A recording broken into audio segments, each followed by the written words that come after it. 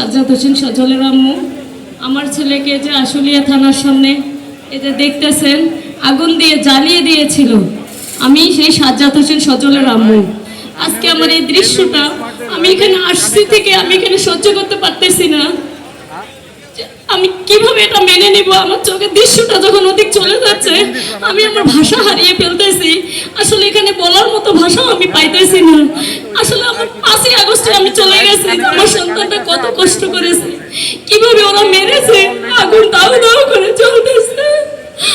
আমার বুকের ভিতরটা আগুন শুধু জ্বলতে আছে জ্বলতে আছে, কিন্তু তারপর আমি কিছু বলবো, কারণ আমি যখন ক্লাস 7-এ পড়তাম তখন আমি ফার্স্ট পুরস্কার হিসাবে 71-কে আমি বুকে ধারণ করে আমি ছেলে যেমন খুশি তেমন সাজো, সেখানে আমি ছেলে হারা মা সেজে সেখানে আমি ফার্স্ট পুরস্কার নিয়েছিলাম। কিন্তু সেটাই যে আমার জীবনে সেটা পূর্ণতা পাবে এটা আমি কোনোদিনও ভাবি নাই যে আমি সেই ছেলে হারা মা হয়ে যাব। আজকে আমার দিনটা খুব মনে পড়তেছে যে 16 ডিসেম্বর আমি ছেলে হারা মা যেমন খুশি তেমন সাজাও ছেলে হারা মা সেজেছিলাম। আজকে সত্যি একজন ছেলে হারা মা। আমি নিজেকে সামলে নিতে পারতেছি না যে ছেলে হারার কত ব্যথা।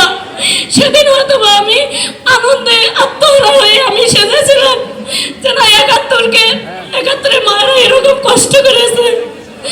সেই দৃশ্যটাকে তুলে ধরতে গিয়ে আজকে আমি 24-এর মা শুধু ছেলে হারাই মায়ের হয়ে গেলাম।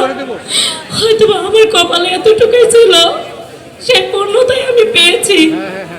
কিন্তু আমার সন্তানকে যেভাবে মেরেছে আমি মেনে নিতে পারতেছিলাম না।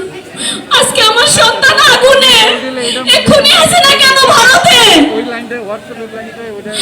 এক্ষুনি আছে না দোষদের সহ তাদের বাংলাদেশে নিয়ে এসে এই আশুলিয়ার মাটিতে তাকে প্রকাশ্যে দিবালোকে তাকে রাস্তাঘাট আমার ছেলেদের যে গরম করে মারা হয়েছে, ঠিক সেরকম করে তাদের ফাঁসিতে ঝুলিয়ে এই আশুলিয়ার মাটিতে তাকে ফাঁসিতে ঝুলিয়ে শুধু হাসিনা না তার দোষদের এবং যারা স্পটে ছিল তাদেরকে সকলকে এই আশুলিয়ার মাটিতে অর্ধ ফাঁসিতে ঝুলিয়ে আধা মরা করে আমার সন্তানের মতো এইভাবে পুড়িয়ে দিতে হবে।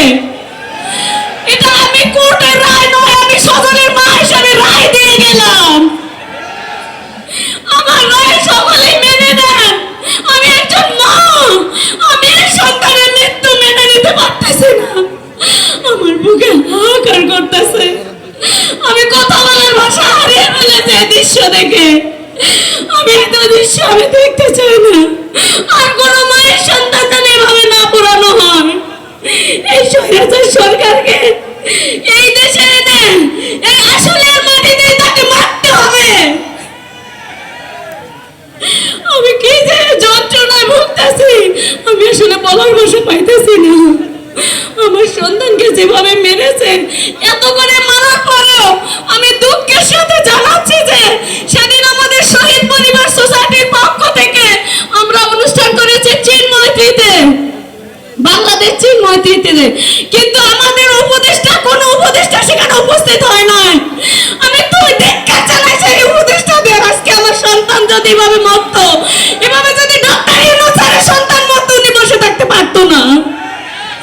আজকে যদি উপদেষ্টাদের সন্তান মরত, এইভাবে বসে থাকতে পারতো না। কিন্তু আমাদের সেই শহীদ মা বাবাকে তারা অপমান করেছে। আমি ভিক্ষা জানাই, আমি অনেক কষ্টের সাথে বলতেছি যে তাদের সন্তান যদি এভাবে মরতো তারা বসে থাকতে পারতো না, তারা কোনোদিন এইভাবে বসে থাকতে পারতো না। আমাদের প্রোগ্রামে তারা আসতো, আমরা এতই নিকৃষ্ট